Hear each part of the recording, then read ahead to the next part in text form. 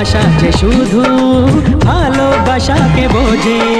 তুমি শুধু তুমি, নিয়ে আমি, তুমি শুধু তুমি, নিয়ে আমি, এই তো জীবন।